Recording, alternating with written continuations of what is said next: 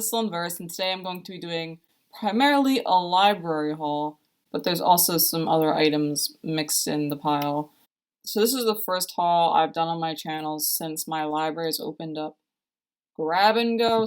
They've also, I think, changed the hold situation a little bit. Like, I can get holds in from other libraries, and it was happening fairly quickly. I was very surprised. I put in a bunch of holds thinking that, like, it's gonna take them, like, 3 weeks to, like, maybe 2 months or something to get to me, depending on processing and shipping and everything. And I've gotten a lot of things pretty quickly. But yeah, it's kind of bittersweet to have Grab and Go opened up because it is easier for me. The spots aren't quite as limited for Grab and Go as for curbside. Self-checkout is closed now. Now they're doing the thing where they have plexiglass everywhere and you like hold up your card and they scan it through the glass, and you hold up each book and they scan it through the glass. There's someone like at the door to keep track of how many people have gone in and like make sure that no more than however many people are asked to go in. So I'm just gonna kind of go through what I got. You know the drill. Pick up a book, show you the cover, read the synopsis, usually tell you a little bit about why I picked it up. So first up is Minion by L.A. Banks. This is about a vampire hunter. I believe she used to be like a singer. She's in a band, and then she was a spoken word artist, and now she hunts vampires. I've just been trying to go outside of my comfort zone in terms of genre fiction, and I don't really do horror like that. I don't really do vampires like that. But I hear that L.A. Banks is kind of like a classic. Like, I don't think the book is terribly old, but just like I hear her name come up so many times when we're talking about vampire fiction by Black authors. So I'm gonna give this a whirl and we'll see what I think of it. I hear that the vampires in this, it's not like sexy vampires, it's like gory, monstrous vampires is more the angle in this one. Definitely outside my comfort zone. Definitely looking forward to reading this, especially as ghoul season rolls around the corner. Next book is 100,000 Kingdoms by N.K. Jemisin. This is a reread for me. The book club that I co-admin, Solar Powered Afrofuturism Slow Reading Group, is doing a meeting for this on August 29th at 1 p.m. EST. Tickets are on Eventbrite. I'll link that down below. If I had to describe it, I would say very much, a lot of political intrigue, a lot of power plays, very vast world, gods and mythology and lore, cruelty, unimaginable cruelty, lust, all the things are in this book. Religious extremism, all of it. I really enjoyed it the first time around. I know I didn't get everything that I could out of it, so I'm looking forward to rereading this book and discussing it. Next up is another Jemisin book, because it's all Jemisin all the time over here, apparently. The Shadowed Sun. This is the second in the Dreamblood duology. So far, this isn't my favorite series by Jemisin, but that's also because I loved The Narcomancer so much, which is the short story that she initially wrote, which she then fleshed out into the world of the Dreamblood duology. I just loved it so passionately, and I read the first one, and it was great, but it just wasn't capturing all the feelings and the magic from the short story, I felt like. But I hear that this one is quite different. I watched the Literature Science Alliance's video on this book, and she says it's like kind of different tonally, and it picks up 10 or so years after the first book happened. So I think I'll still enjoy it. I mean, I still enjoyed the first one. Like, it's still better than a lot of fantasy books that I've read.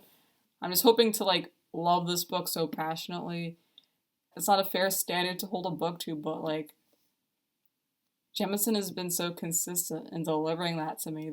Next book is a middle grade fantasy, Dragons in a Bag by Zeta Elliott. I just got this on a whim. I've heard good things from Manjari of Onyx Pages. She has a review, which I will link. It's about a young boy whose grandma's a witch. She has a bag of dragons in it, and she entrusts him to keep the dragons in the bag and deliver it.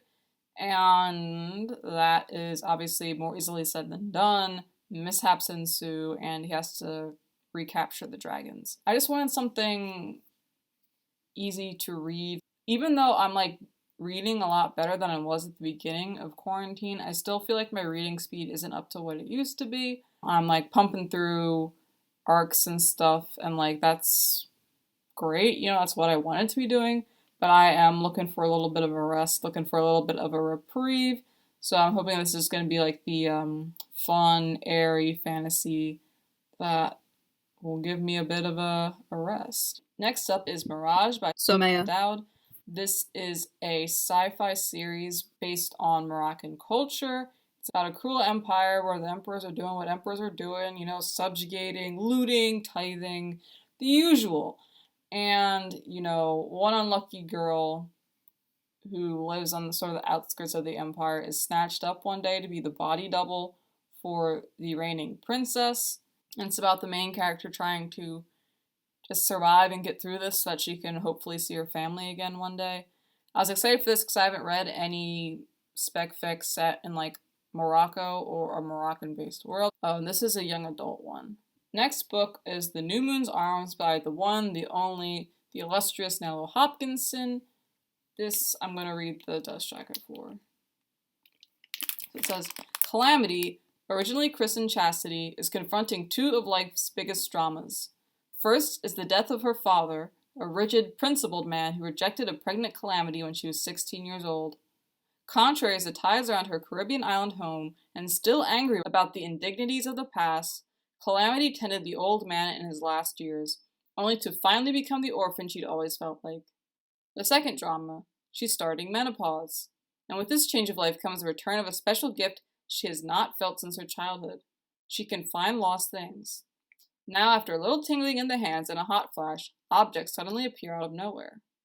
Then one morning, a missing item washes up on the shore that is not her old toy truck or her hairbrush, but a bruised yet cheerful 4-year-old boy, his ropey hair matted with shells. When Calamity decides to take the orphan child into her care, she not only brings greater strain to her relationship with her now adult daughter, but creates new, unexpected upheaval in her life. For fostering this child would force Calamity to confront all the memories and mysteries of her own childhood and the disappearance of her mother so many years before. So I really enjoyed Nello Hopkinson's writing. I've been meaning to work my way through her backlist, and so this just seemed like the next best place to go. I really have been looking for more stories about mermaids, and I hear that they feature quite prominently in this book. I hadn't read The Dust Jacket before, actually. I didn't know much about the book besides mermaids in the Caribbean, and I'm interested to read a book with the protagonist who's older than I usually read. I don't think I've ever read a book with a main character of a woman going through menopause. So yes, a lot of firsts, a lot of not firsts. It'll be a good read. So those were all the books I got from the library. Now moving on to the purchases and a item that I won. So the one item that I won is The Year of the Witching by Alexis Henderson.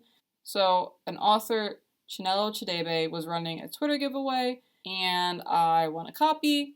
Thank you to Chinelo Chidebe for sending me this copy, and I'm excited to read this. Neeks did a really good in-depth review of this on her channel. I'd recommend checking that out. Miss WOC Reader also had a great review up on her blog, which I'll link below. Based on the summaries I've been hearing, it gives me very much the Crucible vibes, like Puritan, technology, not terribly advanced, very controlling of women's sexuality, a lot of fear of witches and the occult, which leads to shenanigans and skullduggery.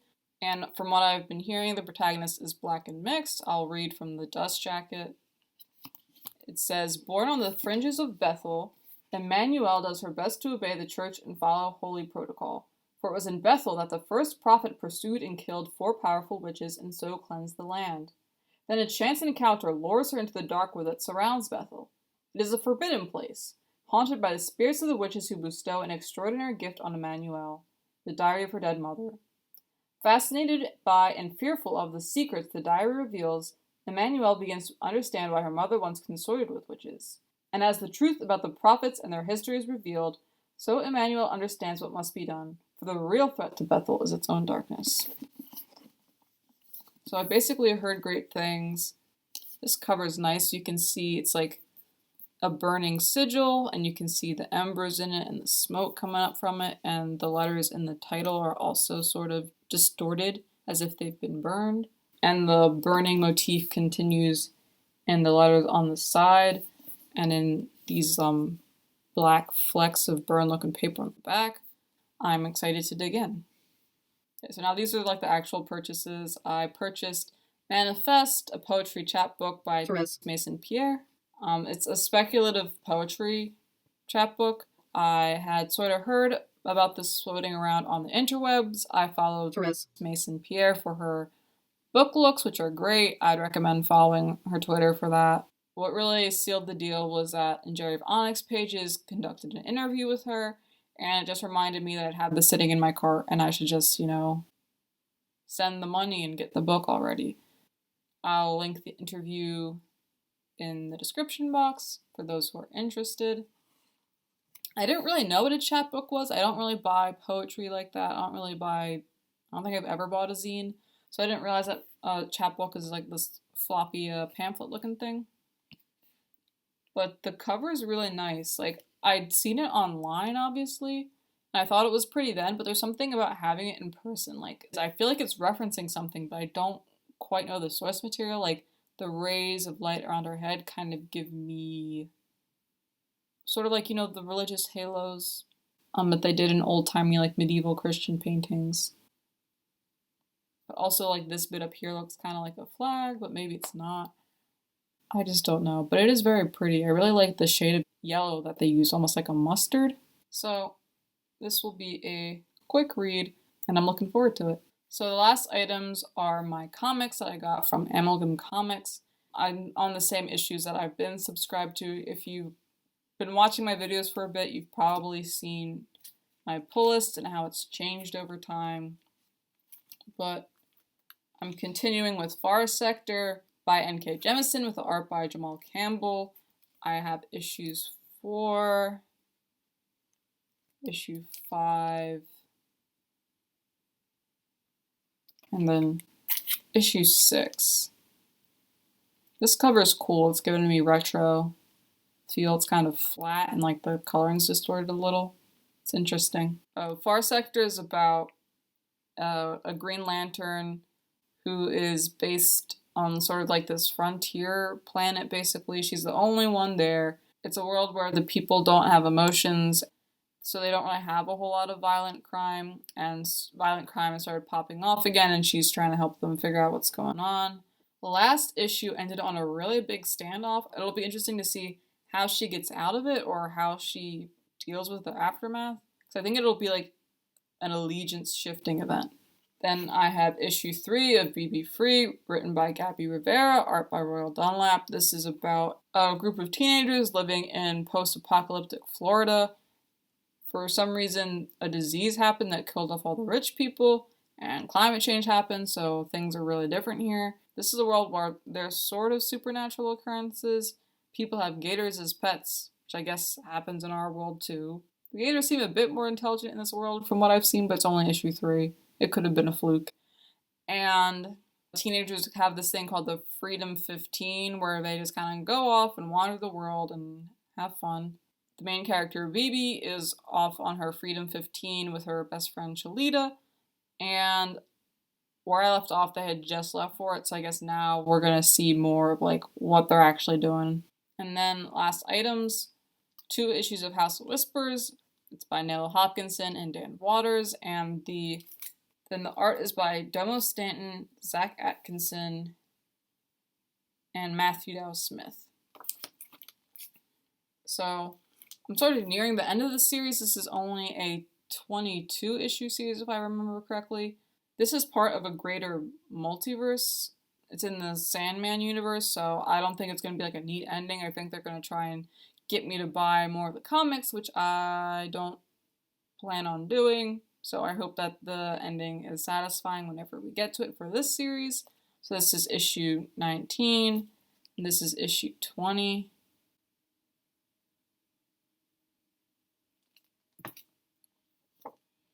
And I really love the cover for issue 19. I really love the lighting, and it just looks very tender. And I think I know who Ersley is holding in her arms, and if so, then this is a very important moment. So that was my haul video. If you like the video, please hit the like button. If you've read anything that I've shown you, or you want to comment on anything that I've shown you, please do so. Please comment below. If you want to stay up to date with me and my bookish activities, please subscribe. Thank you for watching. Have a good one. Stay safe. Goodbye.